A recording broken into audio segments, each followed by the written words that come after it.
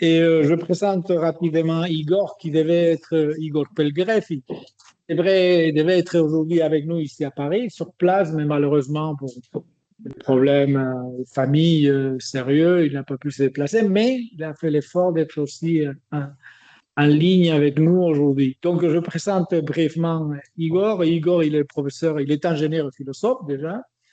Il est professeur à l'Université de Vérone en philosophie et en particulier, il enseigne éthique et philosophie de la personne à l'Université de Vérone. Il travaille, il est rédacteur en chef de plusieurs revues en philosophie et il s'est occupé des questions d'autobiographie, des rapports entre philosophie et dispositifs médiatiques. Mais si on l'a invité à intervenir dans notre séminaire cette année, c'est parce que depuis plusieurs années, Ivo Pelgreff, il travaille sur la question de l'automatisme et dont je vais citer quelques ouvrages publiés ces dernières années par lui. Philosophie de l'automatisme, en italien, son titre en italien.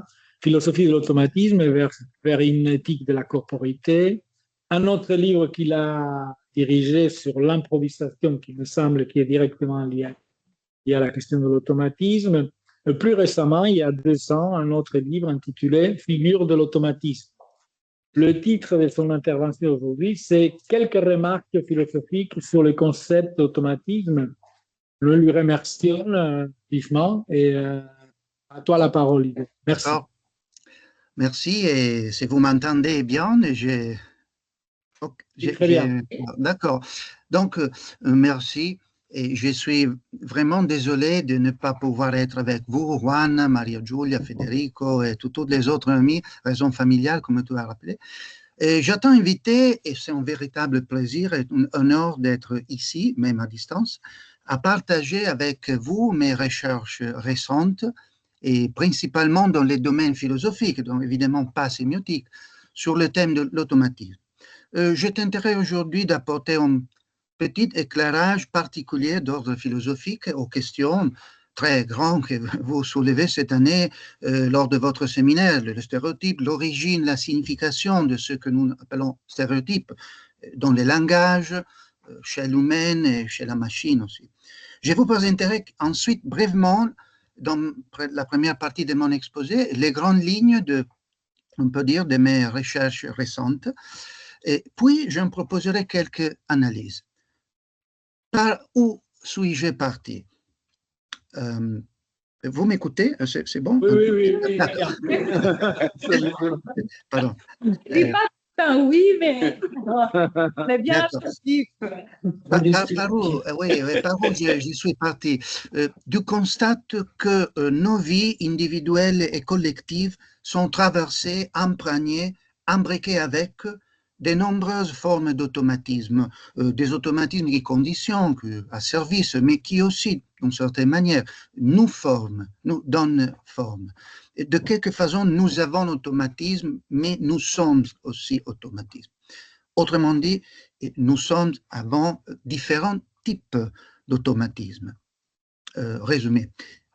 Il existe des automatismes dits naturels, entre guillemets, liés aux profondités de la corporité, de la nature, si vous voulez. Stimuli et réactions, réponses non réflexes, irritabilité cellulaire, réponses biochimiques automatiques, réactions musculaires, mais aussi battements du cœur, contractions musculaires involontaires, etc. Quelque chose d'inconsciente, précédant toute forme de pensée ou de volonté, quelque chose qui échappe au contrôle du sujet et qui pourtant nous détermine en quelque façon. Deuxième catégorie, il y a ensuite des automatismes liés à des comportements plus complexes, marcher, jouer un instrument, conduire, écrire, parler, utiliser le langage automatiquement, comme une machine, on peut dire, c'est-à-dire sans réfléchir. Ce sont des automatismes acquis ou appris, évidemment. C'est aussi un thème classique en philosophie. Bref, parmi ceux-ci, l'habitude. J'ai appris quelques séquences de gestes, je la répète sans contrôle rationnel, comme en automate. et en parlent beaucoup de philosophes, évidemment. Habitude aussi au sens de coutume, comme l'a utilisé Pascal. Ces termes ont plusieurs déclinations. Le schéma corporel dont parlait Merleau-Ponty, qui préoriente notre rapport à l'espace, qui fait de nous des agents de la répétition involontaire, etc.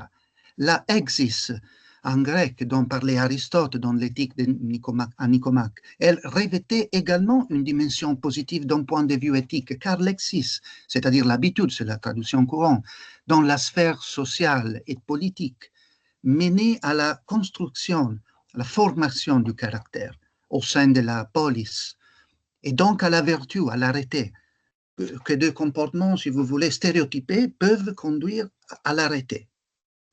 Et encore l'habitus dont a parlé Bourdieu, qui est enraciné dans les corps, mais ayant une origine sur-individuelle, etc.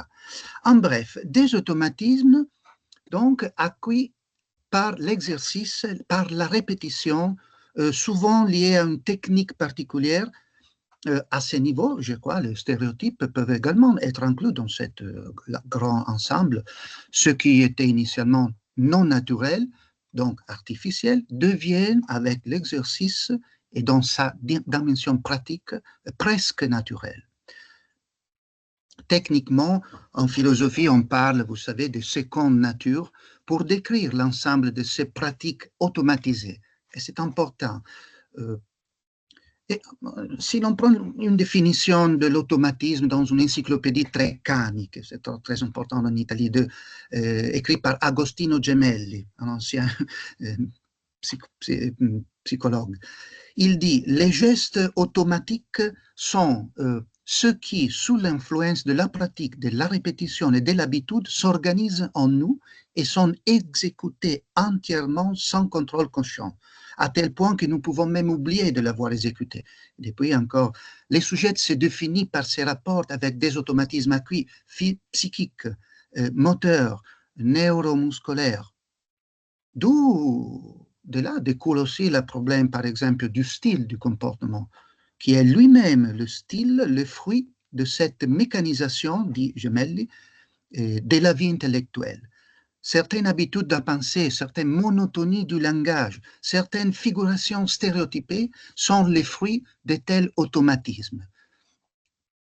C'est un psychologue, évidemment, il donne le primate à l'automatisme par rapport aux stéréotypes. Au moins, dans certaines séquences, nous sommes comme un automate, il dit encore, un exécutant monotone des stéréotypes, sans les savoir, exécutant comme on le dirait d'un algorithme ou d'un programme logiciel informatique. Bien sûr, la distinction entre une première nature dans les automatismes et d'une seconde nature n'est jamais vraiment si propre, c'est difficile. La confusion entre les deux, dans l'entre-deux, c'est peut-être dire d'une première et une deuxième nature, est toujours possible. Aussi, Blaise Pascal disait la coutume, c'est-à-dire l'habitude, est une seconde nature qui détruit la première. Et encore, mais qu'est-ce que la nature? Pourquoi la coutume, donc l'habitude si vous voulez, n'est-elle pas contre nature? Donc il y a un ordre de relation. Je crains fort que cette nature ne soit pas la même chose qu'une première coutume, etc., etc. Encore, on peut dire que ce qu'on appelle habitude ou seconde nature, c'est une chose très profonde, très assujettissante. Artificialité devenue naturelle. Élément artificiel, technique, techné en grec, c'est la même, l'art et la technique, comme vous le savez, que nous croyons être naturel. Aussi Marx disait que dans le capitalisme est maintenant devenu le capitalisme une seconde nature, que la marchandise, l'argent existe, ce n'est pas naturel, mais nous l'avons oublié et c'est pour nous comme une seconde nature, etc. Troisième catégorie d'automatisme, il existe aussi des automatismes socio-économiques encore plus généraux, globaux, au sens plus large du terme, qui conditionnent et asservissent nos mouvements. Il concerne les procédures sociales et, j'oserais dire même, à un autre niveau, les stéréotypes plus grands. Il se rapporte au thème francfortois de l'hétérodirection, c'est-à-dire nous sommes tous un peu comme des fonctions télégérées par les pouvoirs, par les capitales, etc. Et ce type d'automatisme plus large, qui ressemble un peu au précédent, aborde le problème de l'automatisation intégrale. Depuis les analyses très célèbres de Frederick Pollock dans les années 50, dans son ouvrage Automation de 1956, jusqu'aux études plus récentes de, vous avez évoqué Bernard Stiegler, dans son livre La société automatique, qui est de 2015. Problème. Dans cette façon, ma recherche commence par ici. Ce qui est important avant tout pour moi, c'était de démontrer l'interconnexion étroite entre ces trois types d'automatisme. Il s'agissait de mettre en lumière les interrelations entre automatisme, corporité, technique, automatisation globale, etc. Ce n'est pas une évidence, encore toujours aujourd'hui. La philosophie privilège souvent une approche plus classique en distinguant par exemple l'automatisation corporelle de l'automatisme technique ou machinique. Entre deux autres, aussi la question de la technique était cruciale pour moi, je le dis brièvement, notamment si l'on accepte une hypothèse d'interprétation de qu'est-ce que c'est la technique. Si on pense que la technique, c'est répétition par essence. Hein. Le Raghuram, elle a dit beaucoup de choses, etc. Il était donc nécessaire d'explorer toutes les dimensions des ambiguïtés entre incorporation technique et contrôle social. L'ambiguïté entre gestes corporels naturels et gestes artificiels, etc. À mon sens, une étude philosophique de l'automatisme implique également la question de la technique. Voici, dans cette première partie de mon exposé, je vous donne quelques indications préliminaires très rapides. Or, un élément essentiel qui permet de relier ensemble, pour moi, ces trois niveaux différents d'automatisme, les niveaux naturels, le niveau comportemental, le niveau macrosocial global, est celui du corps, et plus précisément de la corporité. J'ai publié un livre que Juan a rappelé, Philosophie de l'automatisme vers une éthique de la corporité en italien.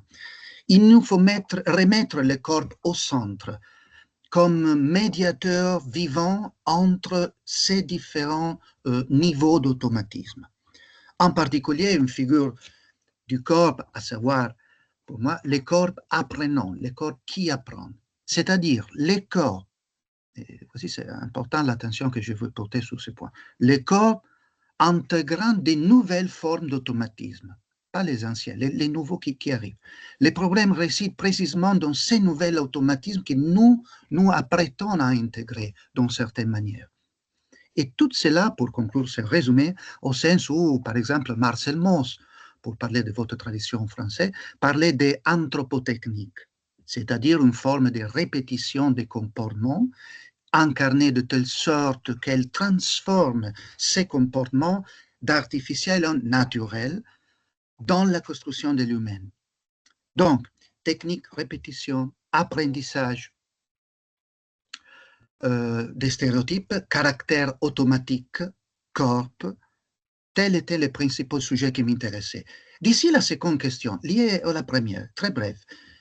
S'il est vrai que nous sommes traversés par des formes d'automatisme, il y a beaucoup, s'il est vrai qu'elles sont si profondément enracinées, conditionnantes, voire formatrices, au point qu'avec une formule, nous sommes et nous avons automatisme. La question est, une forme de désautomatisation est-elle possible? La désautomatisation, comment? Dans quel espace? Dans quelle manière? Dans quel mode, Spinoza, pouvons-nous échapper aux automatismes? Réponse, nous ne savons pas. On ne le sait pas. C'est une dimension importante, celle du non-savoir. Je reviendrai dans la conclusion de mon exposé. Nous ne savons pas, mais ma proposition était néanmoins de réévaluer le rôle du corps, des corps en général, la dimension corporelle en tant que levier, en tant que support d'émancipation. Ce sera très long, mais je dirais simplement ceci. Les corps dans les processus d'apprentissage, c'est-à-dire dans ces processus où les corps se trouvent en train d'absorber, d'accepter tout en résistant d'être investi par des nouveaux schémas, des nouveaux automatismes, et introduit avant tout une dimension temporelle, un temps différent de zéro dans l'apprentissage, et en même temps une sorte de friction corporelle, de effort, comme on dit en philosophie. On ne peut pas vraiment apprendre sans résistance, c'est banal. Mais songez à la manière, pour un instant, dont une machine intègre des nouveaux automatismes, des nouveaux programmes comportementaux, des nouveaux logiciels ou des nouveaux algorithmes. Elle sans résistance, dans un temps qui tend vers zéro, très court. Les corps, non.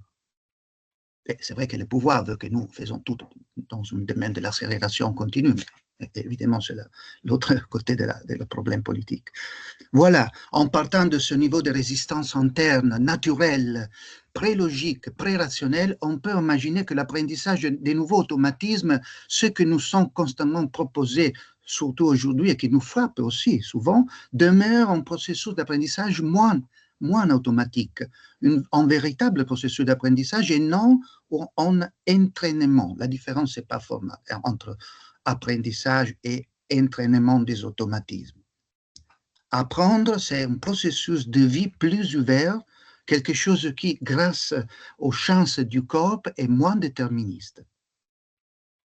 Le corps peut improviser, il peut s'écarter du schéma qu'il a assimilé, comme le disait Merleau-Ponty, si, au cours de l'apprentissage, nous avons rencontré une forme de résistance, de friction.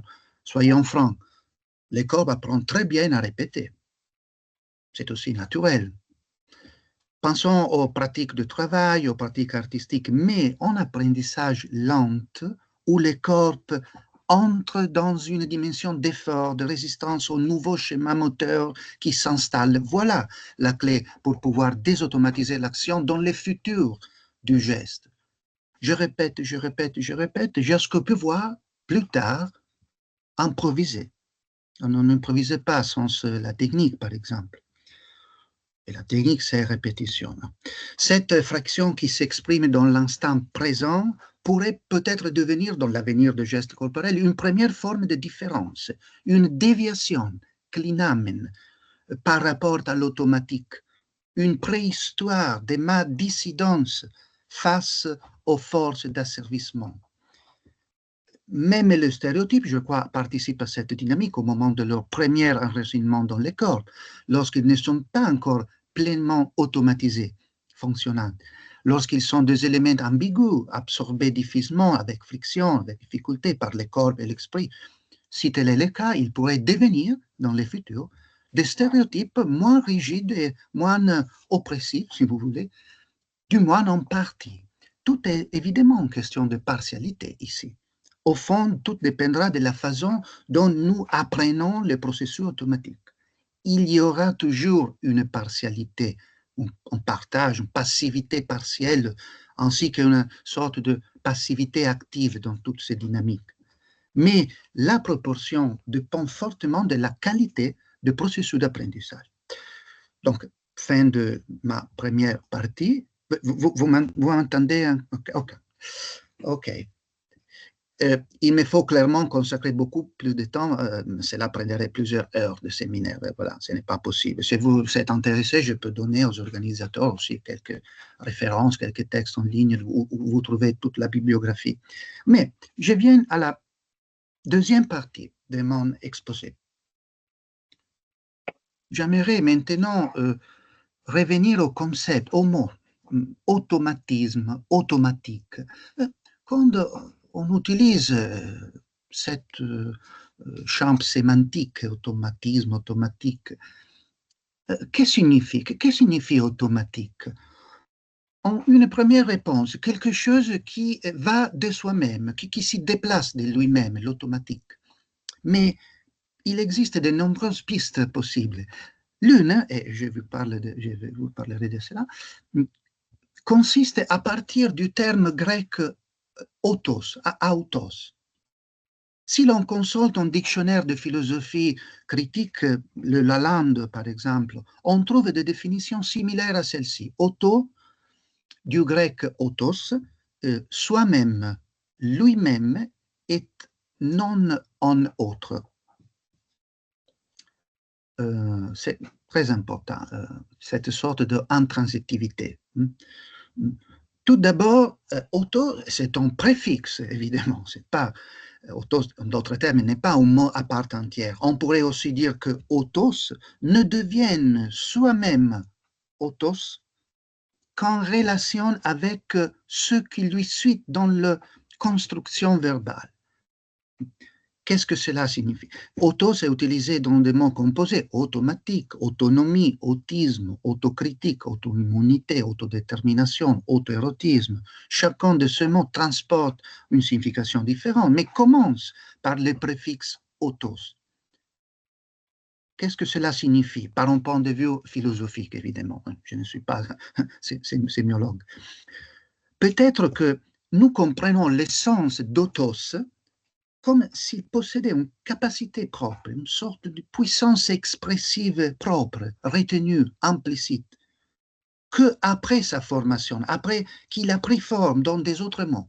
Autrement dit, dans l'essence des mots commençant par auto, la complexité du sens d'auto, autos, subsiste en partie. Mais prise toute seule, que signifie autos? C'est le problème, c'est là. Autos est l'un de ceux signes particulier d'une langue où une certaine complexité préverbale ne disparaît pas. Des réserves importantes demeurent dans le terme autos, qui se réinstallent néanmoins au niveau de la représentation, c'est-à-dire dans le système différentiel de la signification des sociaux. D'ailleurs, on pourrait longuement réfléchir au fait que la qualité et la forme de ces difficultés reliées au autos à d'autres mots, tels que être, essere, que c'est un mot très, très difficile en philosophie. En ce sens que, dans certains points de vue, on pourrait soutenir que autos, prise en soi, donc autos encore, comme être, si vous voulez, ne signifie rien. Auto signifie autos, auto ne signifie rien, ne veut pas dehors cette sorte de auto-courbure. Quel est le point qui m'intéresse ici? La signification, la référence, la renvoi à l'autre, l'idée sémiotique de la flèche, si vous voulez, reliant un terme à sa signification, signifié, signifiant, est interrompue, suspendue, de façon dysfonctionnelle. On ne sait pas ce qu'autos signifie soi-même, comme l'indique le dictionnaire philosophique, et donc pas un autre. En effet, autos n'est pas un signe comme toutes les autres. Il est devenu un signe, parce qu'on l'utilise dans la philosophie, qui, principalement dans son usage philosophique, se signifie lui-même. Se signifie lui-même. Qu'est-ce que signifie d'être pas non plus un signe d'une part et auto-signifié de l'autre part? Qu'est-ce que signifie cette duplicité? Et une autre question, quelle peut être la relation, ou plutôt la forme de la relation d'autos avec le soi? Classiquement, on tentait, c'est-à-dire l'en-soi d'autos. En bref, quelle est l'essence de ce que nous appelons autos? La question devient alors la suivante. Si autos se signifie soi-même, autos peut-il véritablement être représenté dans les systèmes de signes? Réponse provisoire. Autos est représentable, mais il échappe aussi à la représentation totale. Examinons cela plus de près. Le problème d'autos est un problème morphologique, à la fois de forme et de logique. Autos, encore, pardonnez la répétition, autos signifie soi-même. Et il ouvre une brèche, un trou dans les logos, une sorte de pause active au sein même du logos, une fissure qui morphologiquement, avant même que conceptuellement, différencie et articule lui-même. c'est un problème. En bref, disons simplement, et encore une fois, autos est un terme qui renvoie au sens de soi-même, de non-différent, si vous voulez. Pensons à toutes les articulations linguistiques qui sont filtrées par les latines ipse, dont dérive ipséité, anséité, et d'autres termes tels self en anglais, selbst en allemand, soi en français, etc. Donc, il y a cette question que quelque chose signifie autos. Il a la forme de force, un centre vers son ipséité. Et à ce niveau, autos apparaît comme un terme limite, à la fois, attention à ce passage, à la fois transitif et intransitif. Pourquoi? En effet, on peut dire d'une part qu'autos précède l'articulation linguistique à laquelle il se rapporte en tant que préfixe et qu'il apparaît donc comme une sorte de fonction, une dynamique, une fonction intralinguistique. Autos, comme nous l'avons dit, requiert autre chose que lui-même, c'est-à-dire d'autres éléments linguistiques, d'autres signes, pour ne pas disparaître dans les langages par atrophie antéprédicative. Autos est toujours combiné avec des autres. Seul, il ne signifie rien. Il se signifie lui-même, tautologie stérile. Mais d'autre part, et simultanément, autos possède sa propre caractéristique fondamentale et apparaît aussi comme un terme indifférent, un phénomène neutre sans phénoménalité.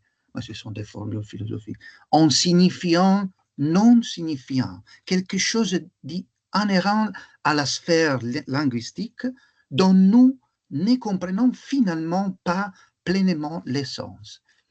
Comprenons quelque chose, comme quand on parle du verbe être, nous comprenons quelque chose, mais c'est 2000 ans de philosophie qui ont toujours, on cherche de comprendre qu'est-ce que signifie être, le mot plus simple, plus général. Il y a des, je ne sais pas si, des analogies, des isomorphismes peut-être dans ces deux mots, autos et être et des autres aussi, mais ils ne sont pas beaucoup. Nous ne savons pas précisément la nature d'autos. Si nous fixons notre regard sur autos, notre regard se divise. Un œil est tourné vers cette forme excentrique, autosignificante et tautologique. Un autre œil le suit dans la phraséologie du discours, au sein duquel autos se trouve inclus dans des autres mots, comme je dis. Mais poursuivons l'analyse. Je vais vers la dernière partie de mon exposé.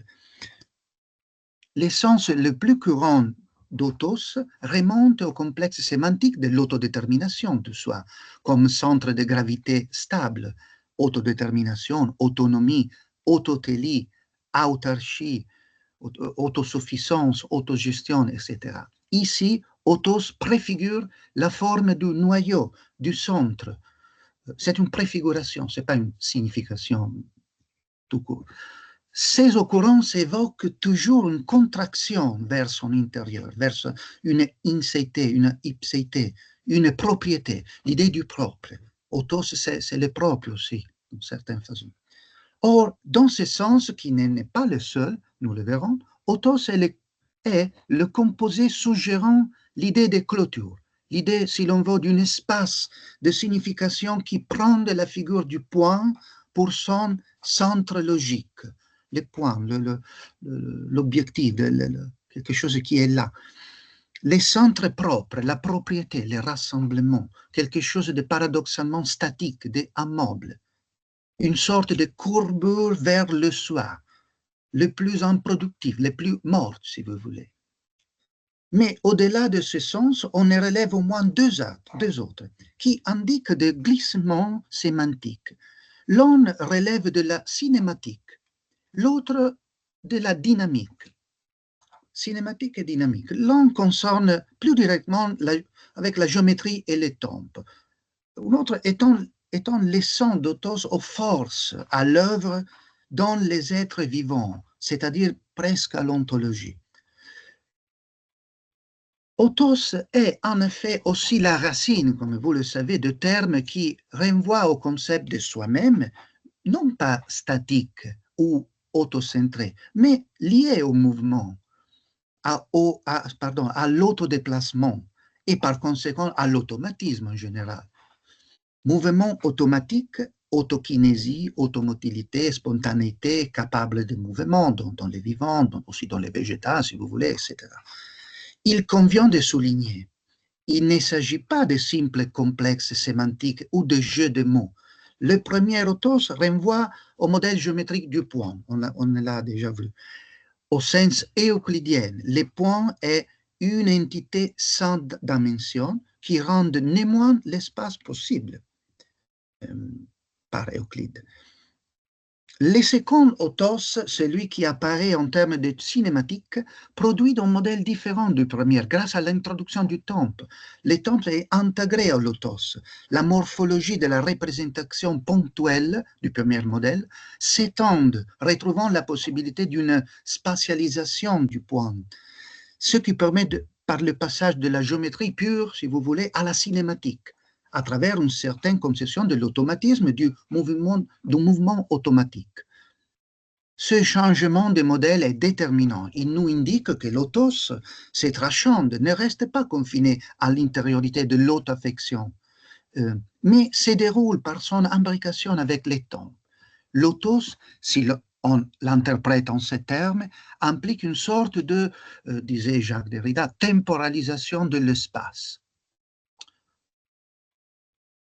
Cependant, il faut le préciser, cette propriété liée à tous les termes comme autocinétique, etc., caractérise l'automatisme dans sa forme pure, on peut dire, désincarnée, simplement géométrique, au sens abstrait du terme.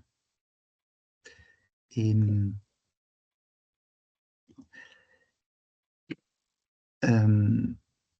certes, nous sommes néanmoins passés du modèle du point immobile au modèle du mouvement, mais ces mouvements de points dans l'espace ne rendent toujours pas compte des accélérations, de la dynamique et par conséquent des forces. Ceci m'amène au point essentiel. Dans mon analyse, que vous comprenez, c'est une sorte de lecture, d'interprétation, évidemment, une hypothèse. Troisième lecture du rôle d'autos dans ses composés verbaux et qui révèle une référence au mouvement automatique, une circularité, encore une fois, mouvement automatique autos, qui suggère une dynamisation de l'espace. L'espace, pas seulement dans un milieu cinématique. Non pas une simple temporalisation, mais une tension dynamique. Et ici, il est déterminant de se rappeler que dans l'étymologie du terme automatisme, dans la deuxième partie, si vous allez dans les dictionnaires étymologiques, etc., on trouve aussi autos, mais aussi les mots qui renvoient à l'idée du mouvement, de quelque chose qui mouve, les composés qui nous intéressent, puisque nous parlons d'automatisation, d'automatique, d'automatisme, et vous trouvez aussi la notion de mouvement. Donc, autos par l'un côté et le mouvement par l'autre. Mais il y a aussi des autres interprétations, mais laissons. Ici, nous commençons à mieux comprendre, j'espère, comment l'automatisme signifie aussi mouvement, automotilité, spontanéité, c'est-à-dire autodynamisation de l'autos. L'autos, ce n'est pas seulement un poids, mais c'est quelque chose que nous ne savons pas comment, mais dans la langue, dans la construction, etc., peut signifier cette sorte d'autodynamisation. Une dynamique donc étroitement liée au champ vital, à la vie. Autos est un signe, mais autos est aussi simultanément un principe physique, quelque chose qui est à la fois donc formel et dynamique. C'est difficile par un point de vue théorique, c'est évident, mais c'est là que je voudrais travailler un peu sur cette question.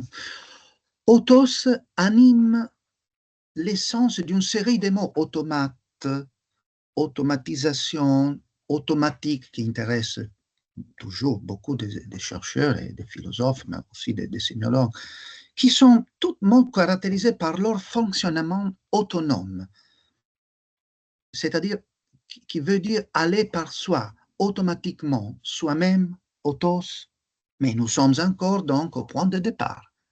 Autos signifie soi-même. Peut-être. Mais j'aimerais maintenant, à cet état, de m'exprimer un peu plus sur la distinction que j'évoquais entre cinématique et dynamique pour aller vers la conclusion.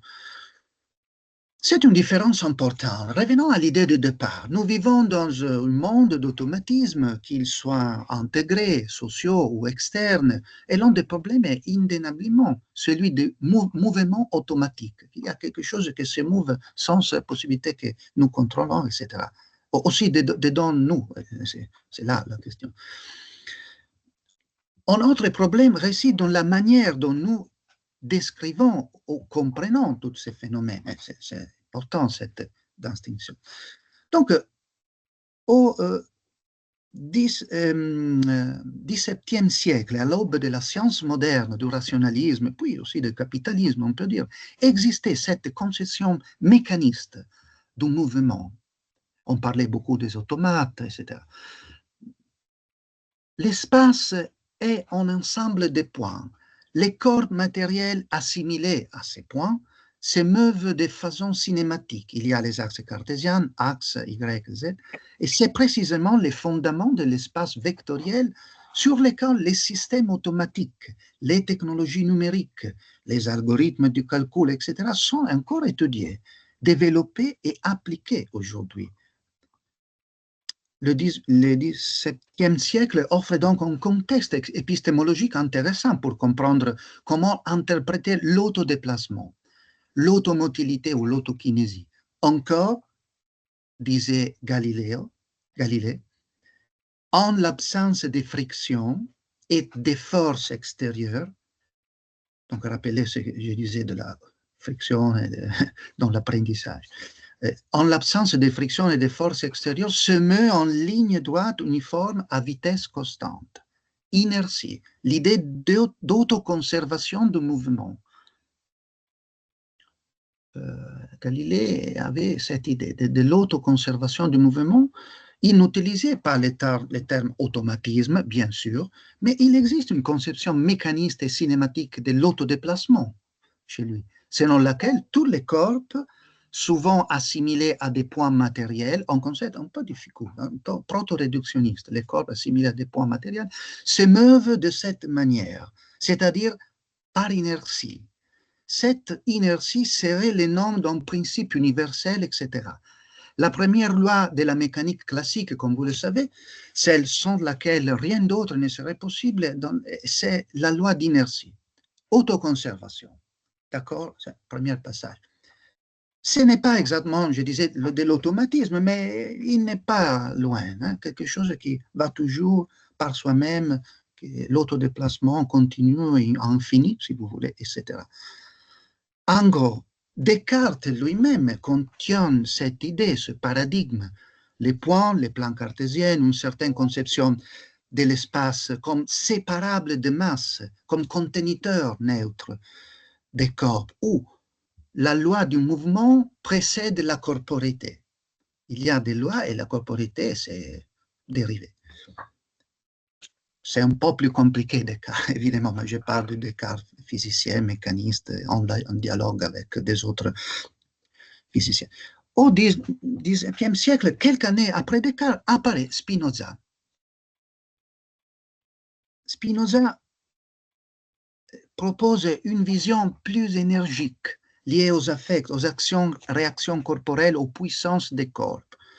Spinoza ne parle pas directement d'automatisme, c'est vrai, mais il parle, du moins selon certaines interprétations, d'autoconservation. Qu'est-ce que l'autoconservation par Spinoza?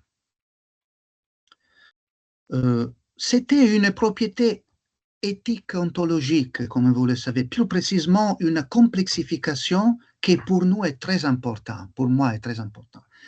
Autoconservation signifie un autodéplacement combiné en effort pour maintenir la nécessité de ce mouvement-là, qui est ce mouvement primaire est plus ou moins automatique, c'est le conatus.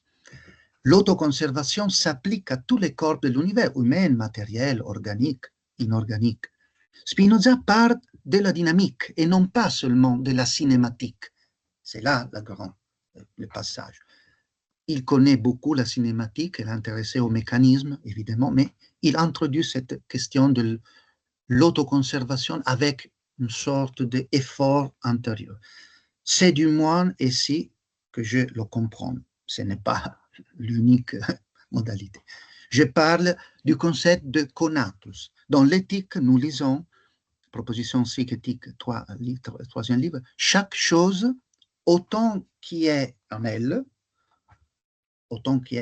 donc en soi, on peut dire, s'efforce de préserver dans son être. In suo esse perseverare conatur. Comme vous le savez, Spinoza ne conçoit pas les conatus comme une simple autoconservation, une persistance dans son propre être, en démarche pacifique dans son propre automatisme, les mécanismes divins, etc. Une inertie monodimensionnelle. Il part plutôt d'un effort de la persistance. Et c'est là, c'est le corps qui donne cette possibilité. Il y a une résistance, une friction interne, immanente, dans le conatus lui-même, dans la conservation ou autoconservation du mouvement, dans les autodéplacements, dans l'automatisme, on peut dire, mais ce n'est pas propre d'utiliser des concepts dans les époques, c'est différent, mais c'est une tentative en interprétation. Et ici, le rôle du corps est central, un corps qui est dedans l'automatisme, mais en même temps, lui résiste. C'est là la clé théorétique. Ce n'est pas possible d'être notre place, que nous sommes déjà dedans des automatismes, des mécanismes, des causes et des trajectoires, etc. Mais on peut résister de quelque façon. Un corps qui apprend de quelque façon. Si l'apprentissage d'un nouveau automatisme doit être associé avec une friction interne, une auto-friction du corps, rappelez-vous ce que nous avons dit précédemment. Et encore sur cinématique et dynamique, j'ai presque conclu. Que signifie cette valeur dynamique, cet écart entre cinématique et dynamique encore? Signifie, par un point de vue philosophique, évidemment, ce n'est pas la signification du dictionnaire, quelle est la valeur de cette distinction? Signifie-t-elle que l'automatisme, dans son étrange mais nécessaire manière de s'auto-signifier, autos qui se signifie lui-même, s'intéresse à l'énergétique d'un excès du système, avant tout à l'excès du système de signes, si vous voulez, du système sémiotique, structuraliste, sinon, plus généralement, à le dépassement et à l'excès de toute systématicité. Si l'on lit autos, automatisme dans cette côté-là, peut-être une idée, une interprétation. Autos, automatisme. OK. Signe qui, tout en faisant partie d'un système de signes, le dépasse. Signe qui traverse la structure sémiotique, signe qui est affecté par elle, mais qui n'est pas, pour ainsi dire, épuisé par la logique différentielle systématique. Signe qui est à l'intérieur, mais qui perturbe, qui pousse, presque comme un signe fonctionnel, si quelque chose existe comme ça, à la fois symbolique et physique en quelque sorte. Une res dynamica autant qu'une res abstracta. Signe qui altère les connexions normales, la systématicité régulée et rassurante des signes. Un signe qui convertit, déplace, pervertit son être signe, son être signe. C'est un signe particulier qui m'a intéressé beaucoup. Et donc, quelques dernières considérations. Si j'ai encore 5 minutes, Juan, oui, bien sûr. 45.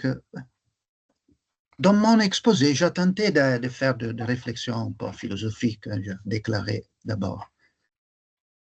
J'ai tenté d'aborder le caractère automatique en général, l'automatisme, l'automatique, qu'est-ce que signifie? L'automatisme de l'automobilité, par exemple. C'est complexe nécessairement. Et qu'est-ce qui relie l'automatisme du corps, de nos comportements, de nos habitudes, de notre habitus, de l'anthropotechnique appris, que j'ai brièvement évoqué au début, et par l'autre côté, l'automatisme de l'automatisation de la machine. Quel est le lien? Je dirais que c'est banalement le caractère de aller par soi-même, quelque chose qui va par soi, qui s'autodéplace, qui s'est déroulé de même de ces dynamiques, l'autonomie du mouvement en quelque sorte, autos, comme pour dire, ce n'est pas un corps ou une machine qui a automatisme, mais plutôt il y a automatisme en certain sens. Ce aller par soi, de soi, c'est important. De là découle évidemment, mais il est bon de le rappeler, au moins deux conséquences importantes qui concernent les sujets. Les sujets ne peuvent pas, en première conséquence, ne peuvent pas contrôler cet automouvement, ne peut pas avoir le contrôle absolu, intégral. Cet automouvement dont je parle le précède, le assujettit, voire les donne forme aussi. Les sujets et non les corps. Les sujets linguistiques, si vous voulez. Je parle de cette catégorie. Seconde conséquence, le non-savoir. Autrement dit, l'automatique, le caractère automatique dont j'ai parlé, s'il y a quelque chose, nous ne pouvons le savoir. Nous ne savons pas comment le prédire. Nous ne savons pas comment il fonctionne exactement. Nous ne savons pas la raison, entre guillemets, de ces mouvements automatiques. Nous ne savons pas pourquoi la dynamique qui nous précède prend dans l'espace et le temps cette intensité particulière, cette trajectoire, cette tournance, cette force, ce rythme. Nous avons dit, pour rester dans un thème qui peut intéresser les sémiologues, peut-être les psychanalystes ou les structuralistes, que le sujet linguistique ne sait pas où placer l'autos. Quelle est la place, où commence, où on termine, etc. Le sujet ne sait pas où se trouve l'autos, ni quelle place occupe le mot, la particule, si vous voulez, autos, dans les systèmes de signes. Évidemment, c'est bien possible de faire des caractérisations, mais c'est une difficulté pour moi qui retourne et revient toujours. Comme un revenant, non? C'est quelque chose qui revient. Tout cela n'est pas un hasard. Les sujets linguistiques ne savent pas comment maîtriser la dynamique automatique. Les sujets linguistiques ne peuvent pas donc contrôler ce qui est automatique, si vous voulez. Autos. Oui. OK. Autos, déjà dans des mailles du langage, de la chaîne sémiotique, signifié, signifiant, autos, c'est là, mais pas entièrement présent. Je dirais qu'il marque, autos signe, désigne cet espace ambigu, inclassable, d'un signe qui se signifie lui-même, peut-être d'un signe qui s'affranchit du fardeau, si vous voulez, de devoir signifier, peut-être d'un signe qui ne signifie rien, mais qui pourtant n'est pas le néant. Ce n'est pas le vide, l'espace vide dans la structure, la valeur zéro, nulle dans les mailles structurales. Non, c'est une plénitude, c'est ma lecture évidemment, c'est une dynamique, comme nous l'avons dit, ou du moins on peut les concevoir comme telles. Quelques formules pour conclure. Autos signifie lui-même. Autos signifie autos. Circularité, tautologie improductive. Peut-être pourrions-nous l'envisager comme une sorte de courbure. Autos signifie lui-même, c'est-à-dire qu'il courbe le langage et révèle-t-il sa plasticité initiale, une sorte de plasticité préstructurelle ou voire astructurelle du langage. On ne le sait pas. Autos comme dynamique de pliage, la plie, la figure de Deleuze, Mais, et l'on a presque l'impression de revenir au point de départ, qu'est-ce que signifie autos? À la fin de cet exposé, on n'a pas la réponse, on ne le savons pas, c'est fondamental. Imaginons un geste automatique, nous en avons beaucoup en plusieurs domaines, un geste qui surgit dans les domaines de gestes codifiés, lisibles, sémiotisables, rationalisables, et nous surprendre, que l'autos surprend les sujets, je disais, par son intransitivité. Autos ne signifie pas un autre, mais lui-même. Donc, pas de transitivité, autosignification dynamique. C'est une formule, si vous voulez. Essayons donc de concevoir l'automatisme en tant que, autre formule, expression intransitive. Quelque chose, en somme, je conclus, qui signifie lui-même, autosignification, quelque chose qui s'y auto-justifie. C'est ambigu, évidemment, hein, c'est un problème aussi. Mais qui, s'il s'autopose par lui-même, est aussi capable, en tant que puissance, dans le sens de Spinoza, d'entrer en relation et en rapport, de se combiner avec d'autres signes, de suivre la dynamique des autos comme préfixe, comme pré-signe, automatisme en tant qu'expression immanente. Courbure ou pliage du langage, pli dans la structure structuraliste qui permet l'émergence et l'expression de la dynamique même, l'expression donc de la fonction autonome que nous ne savons pas le non-savoir. Il s'agit d'une dynamique pré-réflexive, pré-rationnelle, mais une dynamique, et je conclus, qui mobilise les formes du langage, de la structure, de la raison, pour métamorphoser, pour porter elle au-delà de soi-même. Merci. Merci. Merci. Merci Igor. Moi, j'aimerais revenir sur quelque chose dont tu as évoqué au début, c'est la question de la désautomatisation, que après tu n'en as pas parlé, mais bon, ça m'intéresse, j'en ai parlé là, Oui. il y a 15 jours, 3 semaines, et j'aimerais savoir, parce que toi tu as travaillé sur cette question, quelles sont les stratégies que tu as explorées, D'accord. stratégies classiques de désautomatisation, évidemment.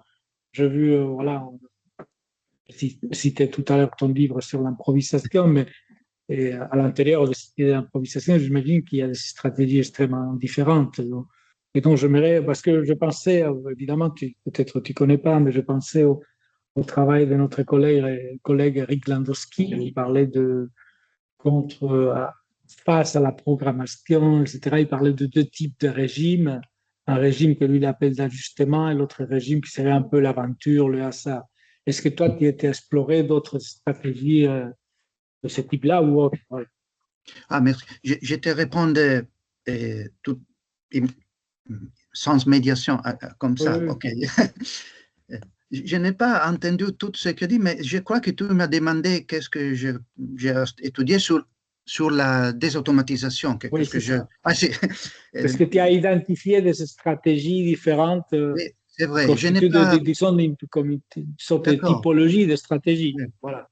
Non, d'accord. Merci, Juan, pour ta question. Et en effet, je n'ai pas parlé beaucoup dans mon exposé. Je parlais d'autres. Alors, c'est intéressant parce qu'au début, qu'il a fait 10 ans, 8 ans, je pensais en forme de désautomatisation à partir du mot, non? C'est donc une sorte de dialecticité, de négation, et comment c'est possible de se réaliser avec une sorte d'interruption, les modèles théoriques, interrompre de quelque chose qui est contenu.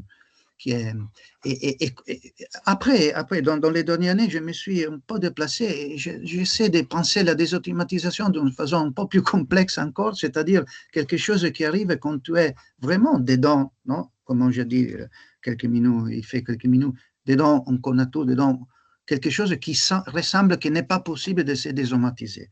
parce que nous vivons des temps un peu compliqués et on a la sensation que peut-être Donc, il y a deux possibilités qui sont différentes aussi dans ce que j'ai à publier. Et pour ce qui concerne la première, quelque chose dans la continuité de la répétition arrive, tu ne sais pas, donc la dimension de ne savoir, la question que on est, si tu es un grand ordinateur, un grand calculateur, si tu es Dieu, si vous le grand rationnel, etc., tu sais tous, et donc c'est pas possible improviser ou désautomatiser. Tu es toujours dans l'automatisation, mais si l'on pense que quelque chose arrive et tu ne peux voir qu'il arrive avant toi. C'est quelque chose qui arrive sans que tu peux connaître. C'est une sorte de distinction qualitative. Alors là, c'est possible la désautomatisation. Donc, c'est quelque chose de très rare et de très difficile. Et je n'entre pas en question technique. Évidemment, pardon? Ah, ok. Et le travail que j'ai fait sur le concept de corporité m'a aidé un peu à considérer, par exemple, dans des dimensions pratiques, sociales, individuelles, donc quelqu'un qui fait l'artiste dans le théâtre, ou l'ensemble qui joue tout ensemble dans l'orchestre, comme on dit, et beaucoup des autres exemples. Là, c'est possible de désautomatiser par rapport à ce que nous avons appris avant, à l'école, si tu veux. Tu vas à l'école de musique, tu apprends à jouer, à lire, comme on dit en français, le spartito, le spartition, merci. Et donc, tu peux être comme un automate. Le maître te dit, tu dois être parfait comme un automate au commencement. Tu dois être une machine sur les pianos. Après, tu as connu et corporellement, c'est-à-dire avec l'inconscient, etc., et socialement, c'est-à-dire avec des relations avec autres corporités. Quand tu as connu la technique, qui ce n'est pas la technique de l'ordinateur artificiel, mais c'est quelque chose de différent, alors là, peut-être que quelques mouvements, quelques ouvertures, quelques brisures dans la structure déjà déposée, déjà solidifiée de ce que tu as appris, peut-être que s'ouvre quelques petites possibilités de désautomatiser. Mais si tu veux la loi, la formule, c'est-à-dire comment c'est possible de prédire, de calculer, de faire l'équation de ce phénomène, c'est-à-dire de désautomatiser, j'ai insisté que dans la ligne, dans le milieu de pensée, de beaucoup de penseurs qui disent qu'il n'est pas possible de prédire. Ce n'est pas un irrationalisme, c'est une sorte de respecter le fait que on est des machines, on est et nous avons un automatisme, mais quelque chose arrive au dehors, d'accord? C'est là un peu là. Je ne sais pas si c'était donné une réponse. Giulia, tu as une question? Oui, j'ai une question rapide parce qu'ensuite il faudra passer la parole à Avner. Mais alors, je voudrais revenir sur les transitifs, intransitifs. Je me suis posé la question de l'animation. Est-ce que l'animation peut être considérée comme un contraire, comme opposé, comme une opposition à l'idée d'automatisme? Parce que l'animation, c'est donner du mouvement à quelque chose qui ne l'a pas. Pensons aux marionnettes, mais on peut évidemment utiliser n'importe quel objet comme un objet animé. Et l'automatisme et l'animation, comment dire, se soutiennent sur les mouvements. Saurais-tu décrire la différence entre ces deux mouvements? Les mouvements qu'on donne, pour différentes raisons, ça peut être les jeux, ça peut être les spectacles, ça peut être évidemment la fiction, hein, et les mouvements intransitifs. Eh oui, c'est une très belle question, Maria Giulia, parce que, oui, tu as touché un point, c'est-à-dire que ce sont deux modèles différents. Quelque chose d'intransitif qui vient, par exemple, par le corps, par le mystère, si tu veux, de quelque chose qui est naturel, mais que c'est difficile qu'une machine de l'intelligence artificielle peut faire, à mon avis, maintenant. La première image, les marionnettes, Kleist, était beaucoup, on a parlé de cette systématicité.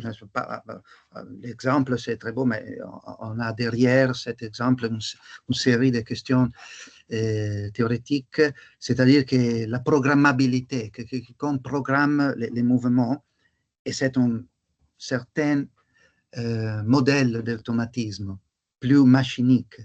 Pour moi, c'est encore important la différence phénoménologique entre corper et Leib. Donc, dans le second domaine, le Leib, qui signifie que nous ne savons pas jamais tout de ce schéma corporel, tout de ce que peut faire dans, par exemple, le théâtre, quelqu'un qui est humain, qui est animal. Tu as parlé du verbe animer, et c'est un verbe très important. Et là, toujours, on doit faire l'étymologie. L'Inde, qu'est-ce que c'est? Ce principe d'autonomie qui est la psyché, no? La psyché vivante dans le grec, l'anima, animus. Et c'est là, peut-être c'est là une possibilité. Donc, l'un, c'est intransitif, le deuxième. Et donc, c'est difficile aussi pour nous chercher d'étudier, parce que c'est quelque chose qui arrive et vraiment, on toujours, par définition, c'est comme cette théorème de la mathématique où il y a quelque chose que tu ne peux pas non, analyser, le théorème de Gödel, c'est quelque chose là, c'est quelque dynamique profond que devient un phénomène, mais dans ce devenir, c'est soi-même, comme je disais, c'est c'est automatique. Dans la machine, c'est comme ça, mais c'est une automatisation dérivée, mais avec les génératives que vous, la collègue ici qui est à côté de toi parlait, et aussi vous parlez, je ne me souviens les noms, pardon, et peut-être que quelque chose va arriver, quelque chose de nouveau. Nous ne savons pas comment fonctionne l'intelligence générative, on peut dire. Tout ce qu'il y a, la question de la explainable AI. Nous avons des revues, des journaux qui sont dédiés à cette question, que tu as des programmes d'intelligence artificielle et tu ne sais pas pourquoi des outputs arrivent. C'est étrange parce que tu as programmé, tu as écrit et à la fin, les ingénieurs disent, oh, il y a cette promesse, des revues, des journaux internationaux, explainable AI. Signifie que quelque chose nous ne savons pas. Mais je crois que je ne suis pas capable de répondre très bien à cette question, je dis la vérité. Mais je crois que dans la machine encore, il n'y a pas toute sa puissance dynamique comme dans les corps vivants. Peut-être un domaine avec une dimension de socialisation de beaucoup de machines, une sorte de dystopie que quelqu'un a prévue, c'est-à-dire beaucoup de computers en relation entre eux. Et peut-être que dans la relation entre machines qui sont automatismes, dans cette relation, quelque chose arrive d'imprévisible, ce que tu ne peux pas prévoir. Et voilà. Merci. Nous avons le temps pour deux questions courtes, une en ligne d'Avner et une autre sur place hier. Questions et réponses courtes. Oui, s'il vous plaît. Avner. Oui, tu peux. On ne t'entend pas, Avner. Non, on ne t'entend pas, Avner. Ton micro est coupé en principe. Il n'est pas coupé au sens où il n'y a pas les signes de coupure, disons, mais est-ce que tu veux écrire ta question pendant que Jean-Pierre formule la sienne? Je ne sais pas. Alors, je ne sais pas si j'étais tout à fait intéressé par toute la méditation autour de Otto.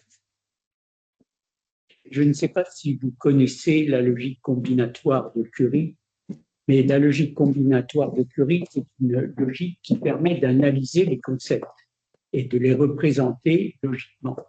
Et moi, en vous écoutant, j'ai transféré toute une partie de vos réflexions en termes de logique combinatoire. C'est-à-dire que, et ça nous permet d'approfondir cette idée d'auto-mobilité, auto-conservation, etc., à la fois dans le domaine du cinématique et du dynamique. Donc ici, je ne peux pas en quelques minutes expliquer comment je fais, et c'est un objet de discussion, mais c'est quand même tout à fait intéressant de voir que certaines conceptions que l'on exprime en langue naturelle, comme vous l'avez fait, peuvent recevoir un éclaircissement éventuellement discutable avec l'appareil de la logique combinatoire de Curie, qui est complètement sous-estimé à l'heure actuelle. Mais ça, et je pense que vous ne connaissez pas la logique combinatoire. Merci. Et merci. Merci pour votre question. Ah oui, c'est un très grand problème. Oui, un peu, je connais la question, mais je n'ai pas approfondi, c'est vrai. Mais peut-être que c'était un préjudice que j'ai, et donc ce serait intéressant d'étudier. Mais je parlais de quelque chose, oui, après on va étudier, c'est vrai, mais laissons juste seulement pour un instant. Et je parlais un peu de morphologique, c'est-à-dire la logique c'est important, mais aussi quelque chose qui c'est sur un niveau différent de la logique, et que c'est sur un niveau plus physique, dynamique. Et quand on parle de cinématisme, c'est typique de robots, et peut-être que là, la logique de la circularité, la logique du point aveugle, tout peut-être que c'est prégnant, c'est quelque chose qui va fonctionner parfaitement.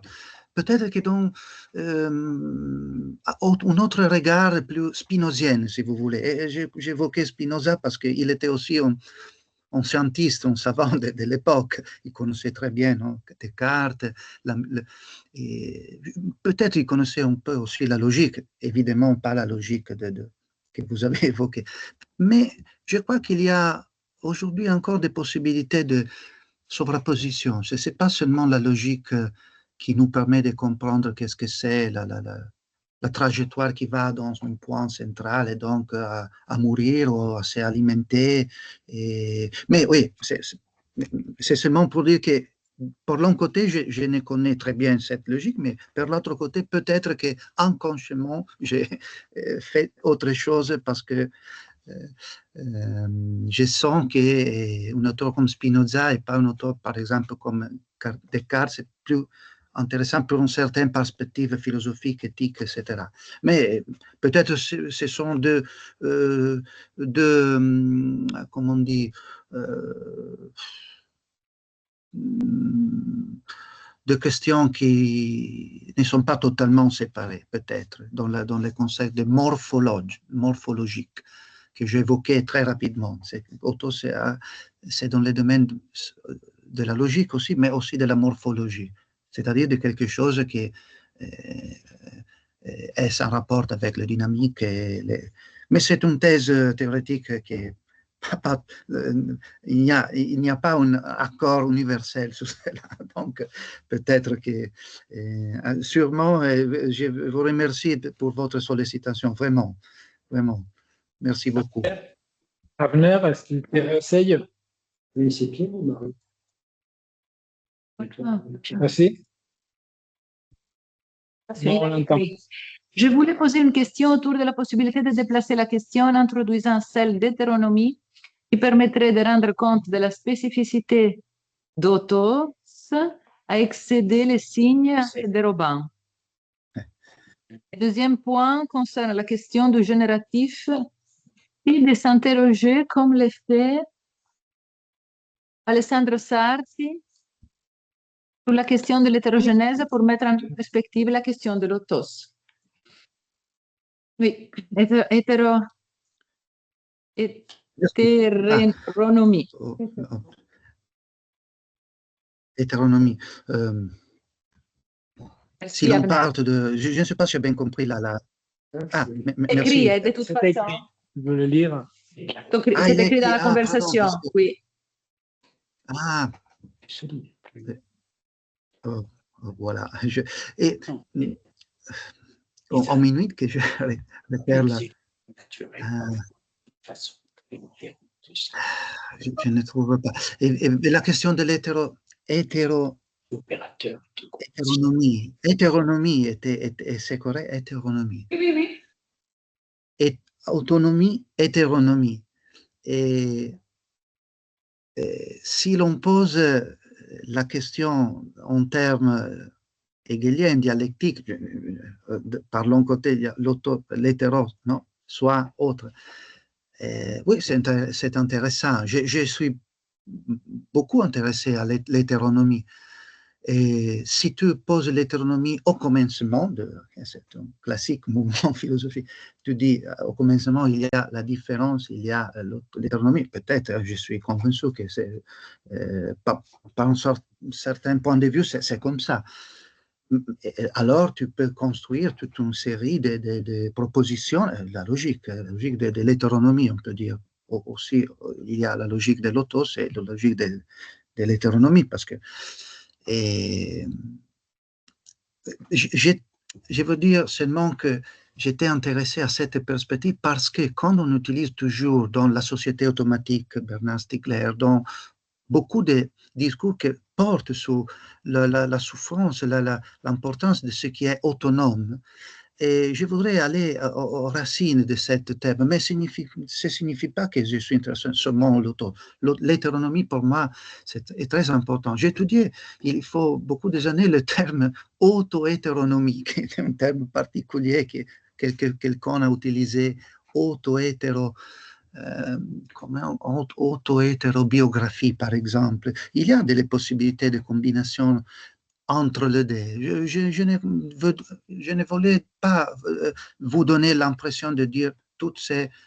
J'insistais beaucoup sur ces mots auto, mais c'est là incidental, c'est-à-dire pour faire un parcours dedans, quand nous utilisons dans le langage ordinaire, dans le langage quotidien, dans notre publication, le terme autonomie, automatisme, à mon avis, on doit chercher d'aller aussi dans la dimension de l'auto, mais évidemment aussi de la dimension de l'hétéronomie.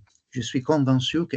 Et puis, Alessandro Sardi, je ne sais pas si il a fait la question lui-même ou a été évoqué par quelqu'un d'autre. Non, c'était quelqu'un d'autre. Quelqu'un d'autre, j'ai beaucoup de pensées différentes, mais relation avec la possibilité de penser l'hétérogénèse différentielle, qui est au commencement, il y a le différent, il y a la dynamique, non, on peut dire, et depuis, on forme beaucoup de morphologie hétéro. C'est vrai, mais la question est que j'ai été beaucoup intéressé sur comprendre la signification de automatisme, dans cette petite regard, si vous voulez, qui ne signifie pas que c'est la seule question de la philosophie aujourd'hui, évidemment. Mais l'intelligence artificielle, à mon avis, c'est encore beaucoup réductionniste. Et donc, si l'on pense pas seulement à le corps humain et le vivant, mais aussi à l'AI générative, non générative, post-générative, la AI post-structurelle, etc. Si l'on pense à cela, c'est trop facile de dire c'est toute hétéro-création de nouveaux. Il y a là des complexités, des réductions qui portent à penser encore à l'automatisme, dans la machine, dans l'automate, si vous voulez, qui est dedans la systématicité, la rationalité instrumentale qui va à projeter, à faire les grandes machines, les grands entreprises, les grands investissements de capital dans ces domaines-là. Donc, penser à l'automatisme, c'est aussi utile, c'est pour une philosophie critique, mais aussi l'hétérogénèse. Il y a une dernière réaction mais tout simplement à laquelle tu ne devras pas répondre. Mais il y a une dernière réaction d'Avner qui dit, n'est-ce pas cette dimension de l'hétéronome, de l'autos, qui manque à l'intelligence artificielle générative?